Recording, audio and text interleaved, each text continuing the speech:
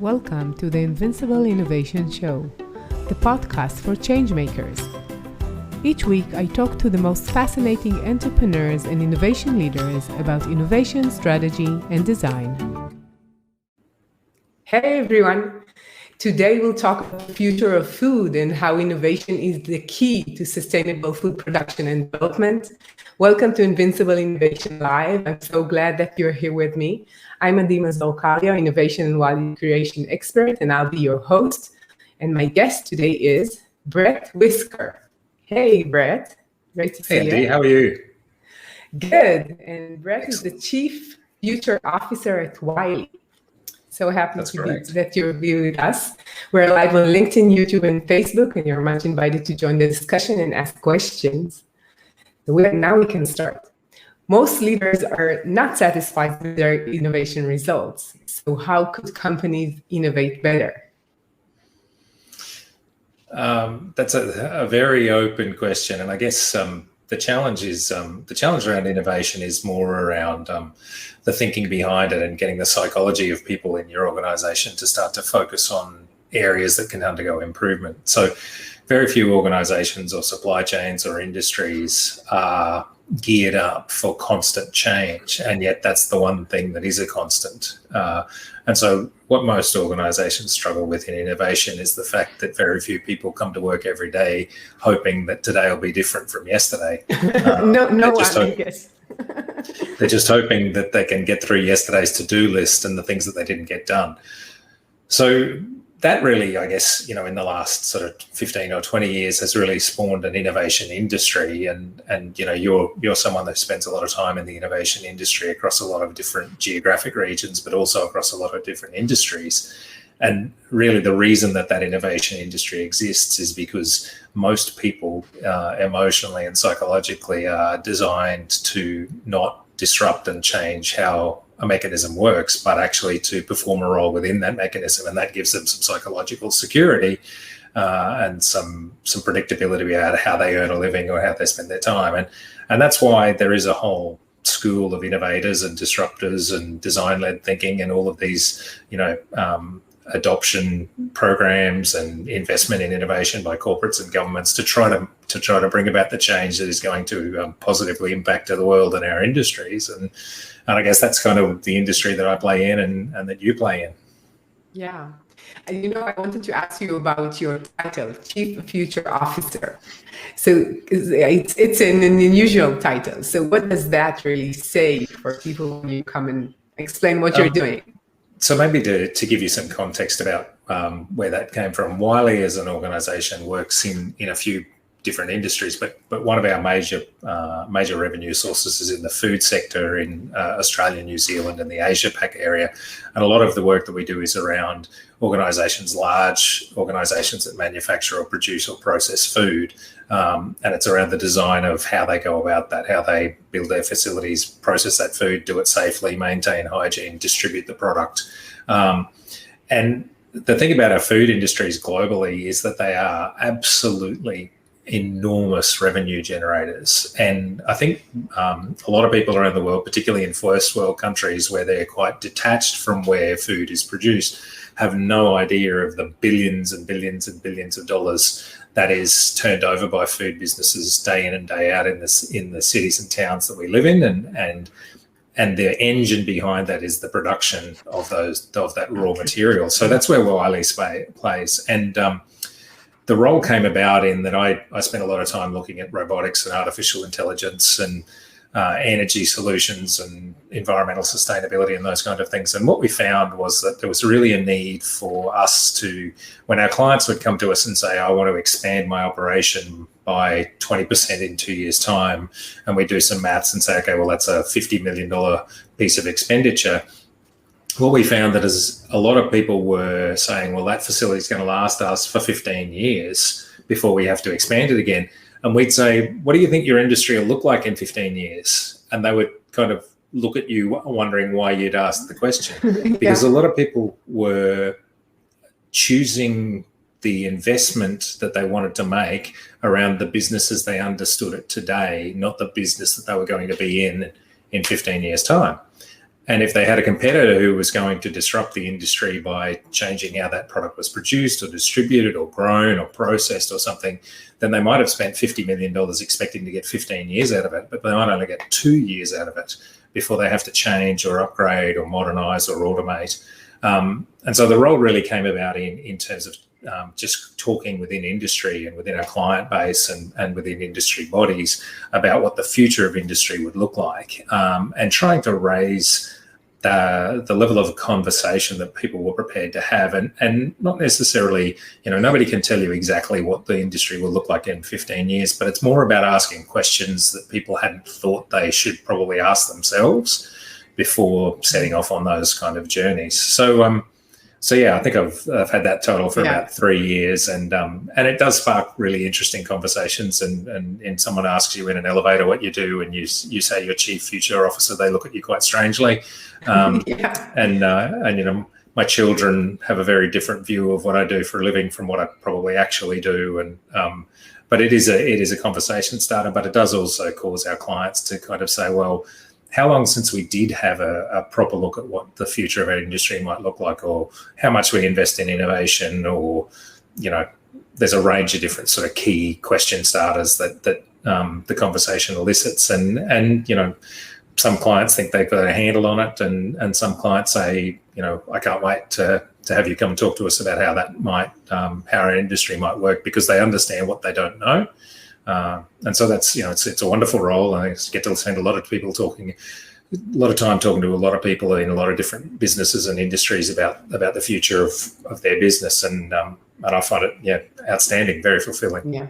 Yeah, it sounds great, because most people, when they think about innovation, they are not thinking exactly about de-risking their business, but this is exactly what you offer them. You're saying, like, you're investing such a large amount of money, and you want to make sure that you will get the revenues for the next 15, 20 years from now, because this is how you base your business model.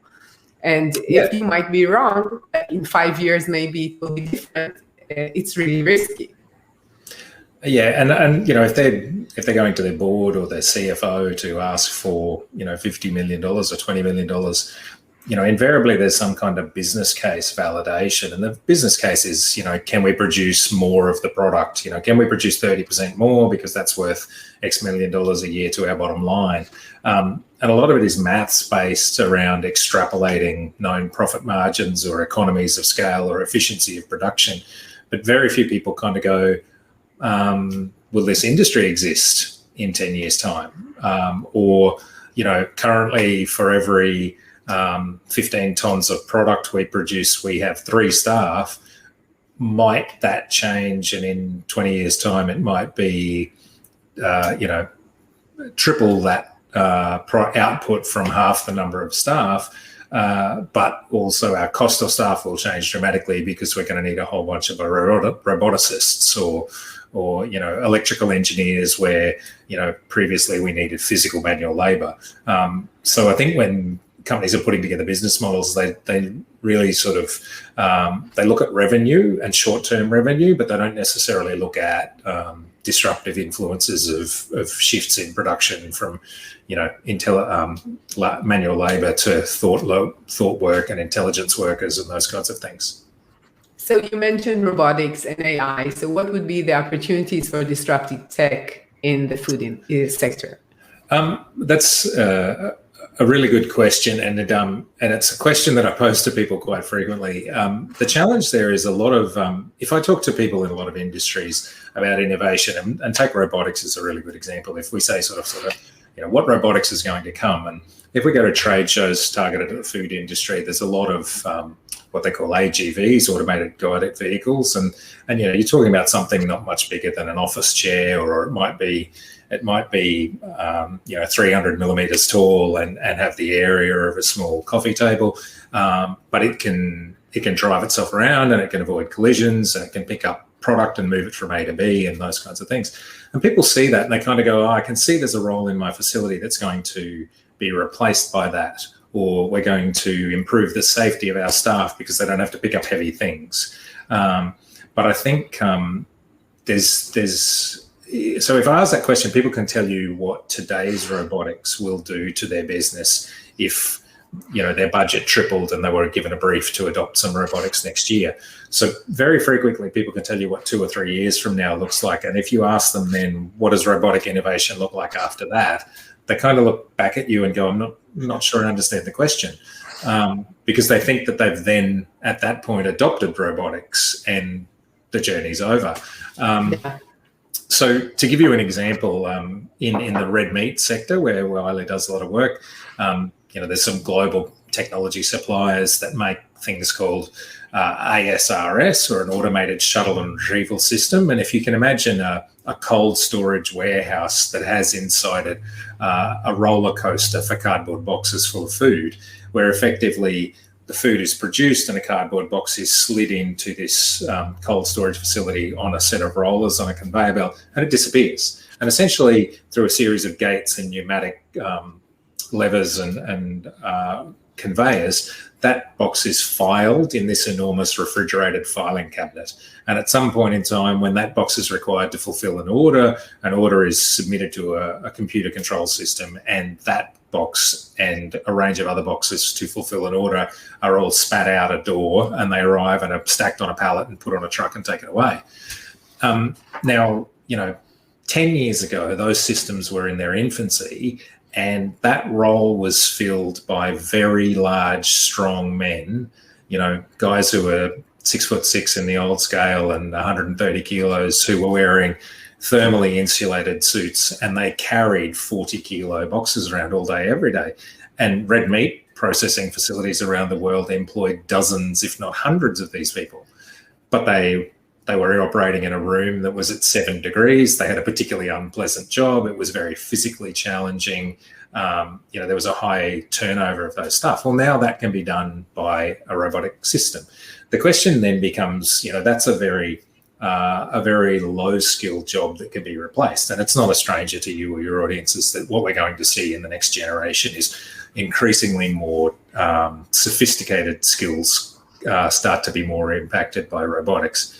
But when I do talk to people about robotics, there is kind of that generic fear that all of our jobs will be taken. But people need to think about their jobs not as a job, but a series of tasks. And if you do 10 tasks in a job and there are 10 people in your organization who do those 10 tasks, 3 of those tasks might be replaced by robots, and 3 of those tasks might never in a million years be replaced by robots. And 4 of the tasks in the middle will be best done by robots and people working together. And so what we're going to find is robots are going to disrupt how jobs are done, but not necessarily eliminate all of the jobs. So if your job is moving heavy cardboard boxes around, then a robot's going to take your job, and quicker than you think.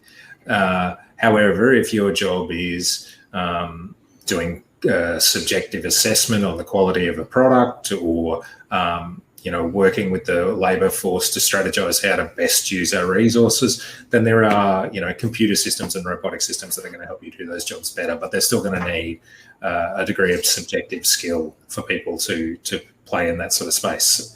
And in red meat or other food processing, there is always, for the foreseeable future and probably decades, there is a role in a red meat facility for somebody who holds a knife, who cuts product and trims waste and does sort of value-adding activities. And a lot of those value-adding activities are nuanced and require opposable thumbs at this point.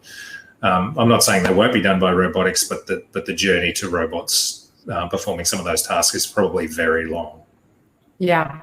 When we discussed this last time, we discussed about the future of red meat industry and animal products in general. And it seems that in some cases, people prefer to re-examine if they want to use these products or not. And as a vegan, for me to hear like it's a product, it's really hard for me because it's an animal. And just imagine that right now these people they need to handle animals. And once it will be with robotics, it will be, so much easier in the sense, right? Like it's going to be faster even. Yeah, and there is, there is across all food, there are a range of different moral and ethical dilemmas around all sorts of sort of the origin and the sourcing of food, but also, the mix of food in Western countries and in developing nations. And developing nations don't necessarily have access to the sophisticated systems that the Western nations have in terms of food production. And so really sort of the food landscape globally is going to change. And I think, there is a very much not just an ethical component to how future generations are going to make those decisions, but there's also a sustainable element to that, in that a lot of motivation for people eating less red meat in the last 2 decades has been around sort of heart disease, and then increasingly it's about animal welfare. But probably the next tranche of people around the globe that are going to reconsider where they get their protein from are probably people who are concerned about environmental considerations or water consumption. Food processing across the board is astonishingly energy and water intensive. Sterilisation of equipment and food environments is frequently done with steam, which is costly to produce from an energy perspective and also costly from a water consumption perspective. And then you end up with a lot of wastewater that has a lot of food product in it that needs to be treated, and that's energy intensive. So there are a lot of I said before, a lot of people don't realise the billions and billions and billions of dollars that goes on around in the food industry. I think people have a very poor perception of the energy and water demands that the industry has. And then, as we touched on, the nature of livestock across the board is a tricky area for people in the food industry as well. Yeah. Why do you think that people are less aware of the numbers in their food? Because it's like it makes sense. We have lots of people; they are all eating each day. So why are they less aware of that? Yeah, I think there is a transactional component to that. I think there's also, we talked psychologically about people's inability to change around innovation earlier. I think psychologically, a lot of people are very focused on not looking directly at where their food comes from.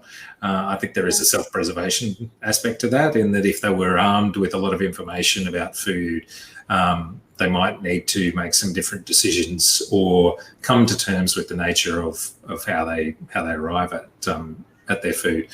And so, I think that's increasingly information's more and more available, and there are some agendas being driven around the world in that topic. But without a question, the number of chickens and the number of cows and pigs and sheep that exist on the planet purely come into existence for the creation of food value is undeniable. And I know many people who will sit down happily with me and share a steak at a restaurant, but not necessarily want to talk about where it came from. And I think that's the same, in a whole bunch of areas. But even in non-controversial areas, the food industry can be an industry that is confronting in terms of for us to produce the volume of food we do globally on the scale that we do at the price point that we do. There has to be some really tremendously industrial farming activities that take place, and that doesn't necessarily sit well with people in terms of its impact on the environment and the traditionally or for the last sort of 60 or 70 years, the nature of fertilizer and how the soil is treated and how erosion evolves around that. So we are sort of getting to an era where, sustainability across the board is a concern for a lot of people, and they're starting to gain access to thinking and insights into where this food comes from. And we see in our client base, retailers across the globe are getting questioned by their consumer to say, well, where did this product come from? How sustainably was it produced? What's its impact on the land or the water or the energy? And the retailers are then passing those concerns on to the food processors, and they're saying, okay, well, I'm prepared to sign a 5-year contract with you that says I'll buy this much product from you at this price with this degree of certainty, but you need to be cleaner and greener, and I would need to audit your facility or audit your supply chain and get visibility on that, because the consumer is essentially asking the retailer for it. And the retailers across the board are astonishingly powerful. In the UK context, Tesco and Sainsbury's, or in France, Carrefour, in Australia, it's Coles and Woolworths. And, those retail chains have literally billions of customers every day who are walking in their doors, and it is a habitual spend, and the consumers can't get away from it. So the retailers are very powerful at convincing the food process supply chain to raise their game, and they're also not saying, look, I want you to produce this sustainably, but I'm also going to pay you 20% more for it. They're saying, if you want me to buy from you, I want you to produce it sustainably. And so the food industry across the globe is starting to have to clean up its game, to look at those who are dragging the industry back, and they'll be left behind by the retailers. And like all industries, there are sort of some early adopters and some innovative thinkers, and they're going to aggressively pursue those retailers to say, well, I've got a very clean product, I've got a very clean environmental or energy solution or water solution, or my animal welfare solution is at a premium. So, you should buy from me, and those organizations are going to benefit from being ahead of the curve, and the retailers are going to appreciate that, and they're going to share that information with the consumers. So the dollar power, the spend power of the consumers has an ability to change this, and change it quite quickly, quite dramatically. I talk to people in Australia. You could drink out of plastic straws at the start of 2019, and by about August that year, you were a pariah in the public if you chose to drink out of a plastic straw, because all of a sudden in the consumer's mind, it was realised that plastic straws ended up in the ocean and turtles died, and nobody in Australia will hand you a plastic straw these days. So, that changed in a matter of months, and some of this stuff around environmental sustainability, the food supply chain, can change just as quickly. Yeah, I totally agree. I think that when we think about change, and it's funny that in any case that I talk to people about change, it's always like back to the people and how they see themselves and how they see their lives, and what are the decisions based on that. And people do change, even if in most cases they don't want to, once they see things differently. And, right now we're in the middle of the COVID crisis, which is like a very big change for most people in the globe, not in Australia maybe, but for all the other countries. So what do you think are the challenges the innovation leader are facing right now? I think understanding market drivers. So to that point before about, the retailers or the consumers pressuring the retailers, pressuring the supply chain, innovation for innovation's sake is really a good idea. Innovation to open up new markets is a really powerful strategy, but also particularly challenging. A straight line to a return on investment from innovation is, how do I innovate what I already do to do it slightly cheaper and slightly faster or slightly cleaner? And, quite frequently that tends to be sort of an internal innovation effect. You take a subject matter expert in a business and say, our business does 10 things, which ones can we improve on? And let's break them down and look at them granularly to determine where we can make some improvements. If organizations want to look more broadly at that and say, how do I shift the needle for an industry or for our business, for our sector, then that tends to be something that requires a different kind of thinking. And quite frequently the people in those businesses and the subject matter experts may well be the worst people to have involved, because their view of that industry is so tainted by their preceding 20 years of experience and their learned behaviours about where value comes from. I think that's where you see design-led thinking, multidisciplinary teams tends to have phenomenal impact from an innovation perspective. The ability to kind of go, well, I'm going to take someone from HR and someone from legal and someone from manufacturing and 3 external consultants who know the supply chain, and I'm going to have it facilitated by an innovation leader. Those things tend to break the shackles a little bit. And some innovation cultures within organizations are better equipped to do it themselves and some are not. I do know of a corporate in Australia that has a process where they run innovation idea capturing activities in their business, and then when they see something that looks like it's got potential, they might take the person responsible from the IT and 2 or 3 others, and they'll take them out of the business and they go and put them in a startup incubator somewhere else and they'll fund them. And the reason they do that is because they understand, and I was talking to someone from this company and he said they understand that their antibodies, being the existing culture of doing the thing they do for a living, will kill that idea and you've got to take that idea and put it somewhere else and let it grow up. And when it's kind of a teenage idea and a little bit angst-filled and a little bit prepared to be disruptive, then you can bring it back in and put all of the energy of the corporation and the system of the corporations behind it to grow it. But if you let it be an infant in that organisation, a lot of people who derive a lot of their personal self-esteem from doing things the way things are already done then find themselves to be an anti-sponsor for that idea and are trying to find ways to kill it. So I think that, you know, there are some strategies and some cultural ways that you can go about building that out. But the important thing is understanding that you need to change.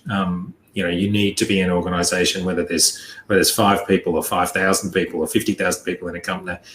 You need to have a program where you say, if we're this same organisation 3 years from now, we're in trouble. So, you know, budgetarily and culturally and from a labour resource perspective, how much can we afford to experiment?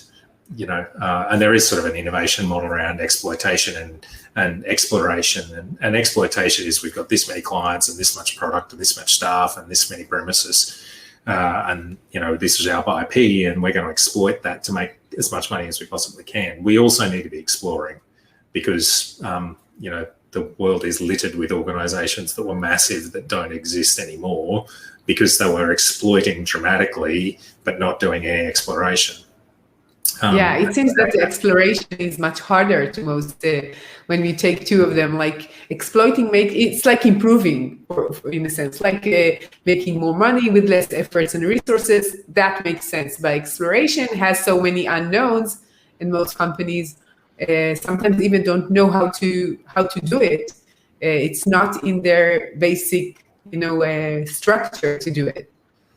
And I've seen, you know, one of the areas where organisations traditionally, less so today, but in the past have really struggled is publicly listed companies, where there's an annual report and an annual shareholders meeting, and you get to stand up at the AGM and you get to ask questions of the board of directors, and you put yourself in a position there where the shareholder wants to see return, and the institutional investors, the pension fund or the retirement fund or the superannuation fund that owns sizable portions, are saying to the CEO and the CFO, where's our year-on-year return?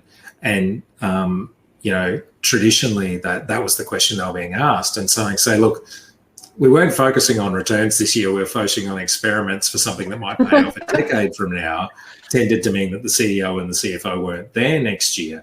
So, you know, I think increasingly organisations recognise that without innovation, return year on year can't take place, and as a result, those questions are focused on in the annual general report and in the meetings and in the narrative that's created in the media. Because, you know, we've all seen, you know, the venture capital backed startup darlings of Silicon Valley and similar things coming out of Israel in, you know, Startup Nation.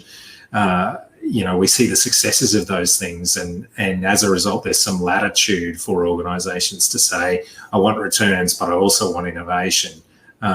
Because if you're not showing me where the revenue is going to be in 15 years with your innovation program, then I'm going to look at my ownership of shares in this company as a short-term thing, because I'm going to diversify into somebody that I believe will be around in 15 years' time.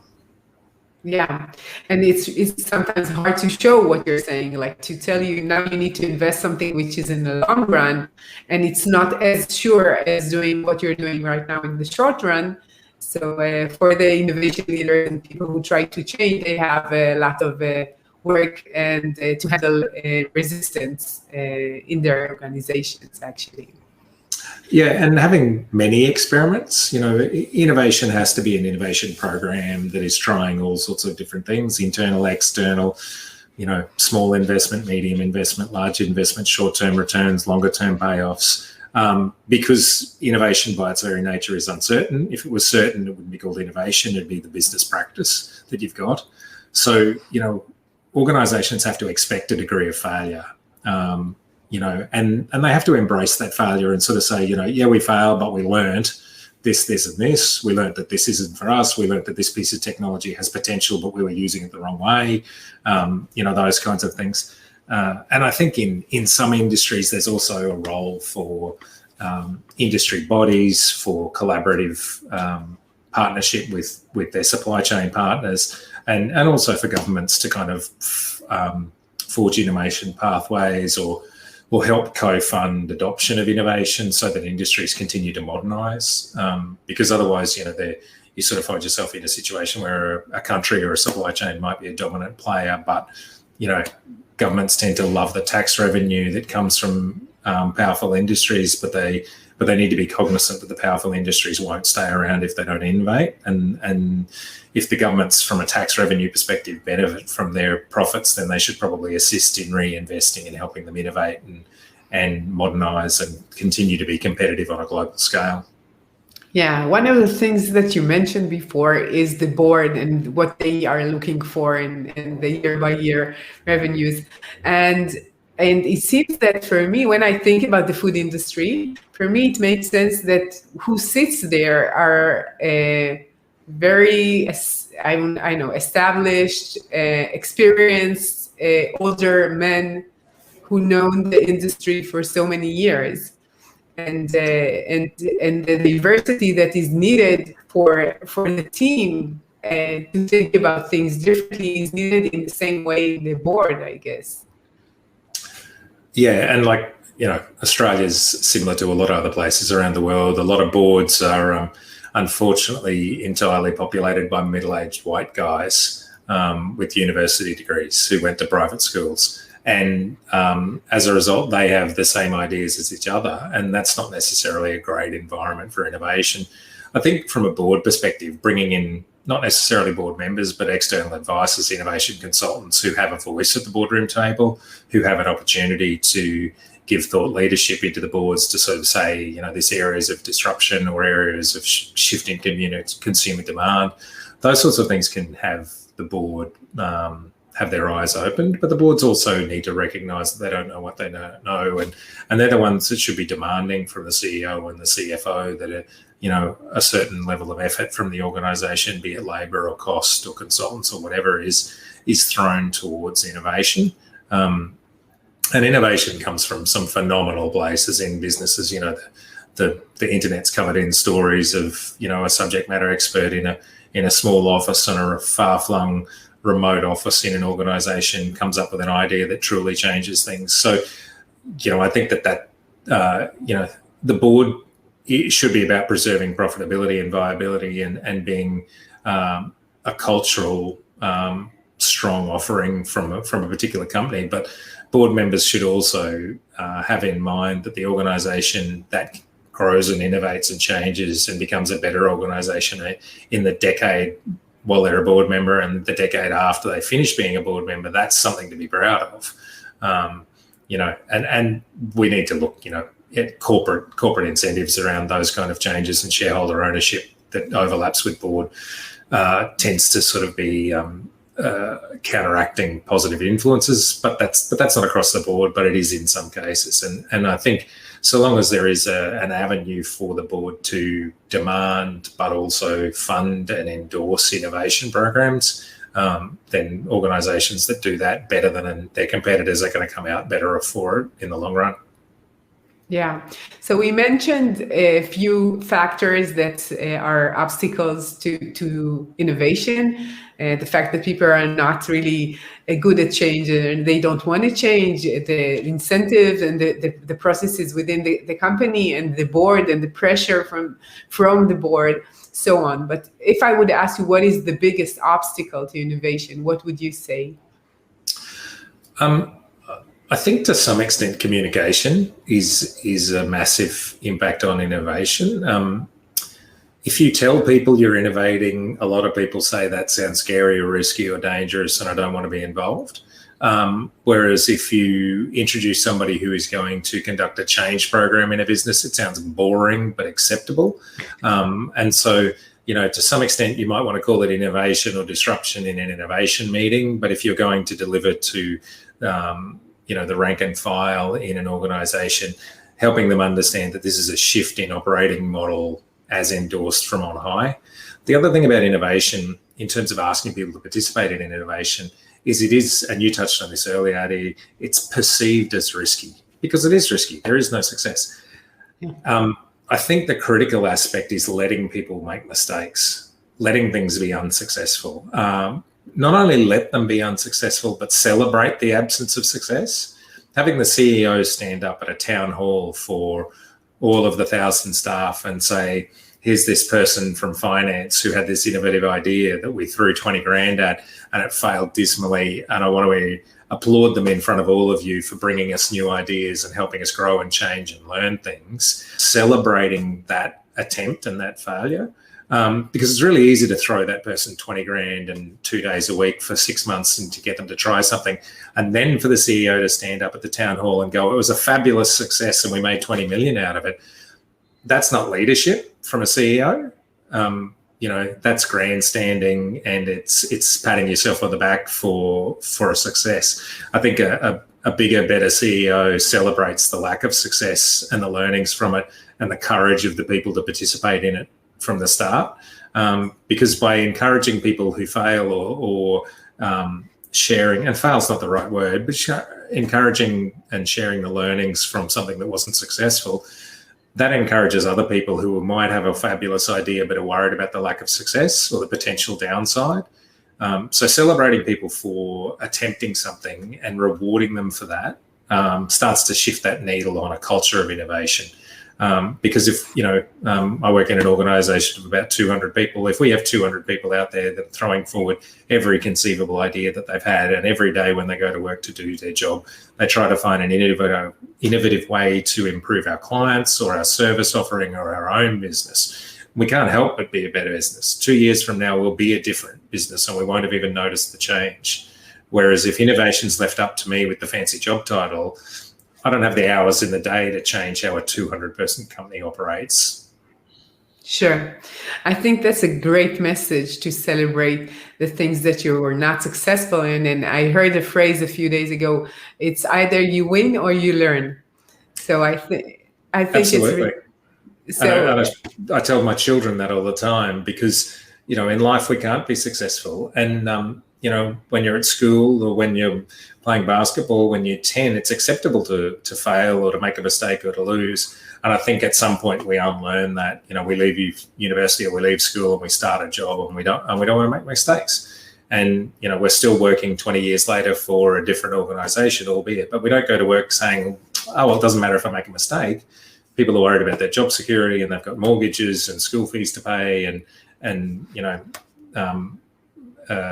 university debt or student loans that they're dealing with.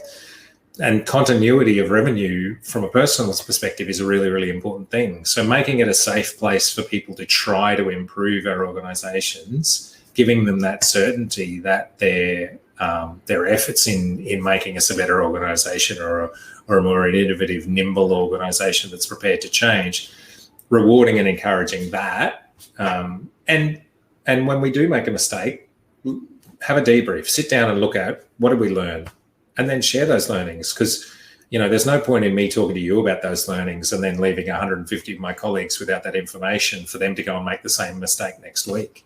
Let's share that. Let's make sure no one makes those mistakes again. Right. So I want to thank you so much for your time. It's been really insightful and the time passed so fast. Where could people hear more about your work? And I know that you're speaking and just to contact you, where could they find you?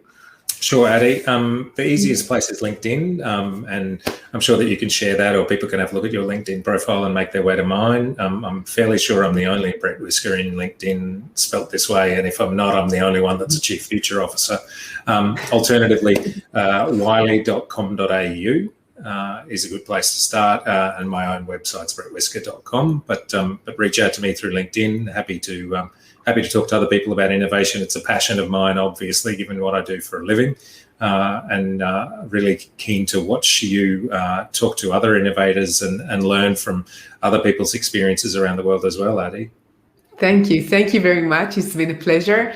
And to all of you change makers out there, thank you for joining me. You're much welcome to invincibleinnovation.com and to our next episode. And I'll see you in a week. Have a great day. Thank you. Bye-bye. Thanks, Eddie.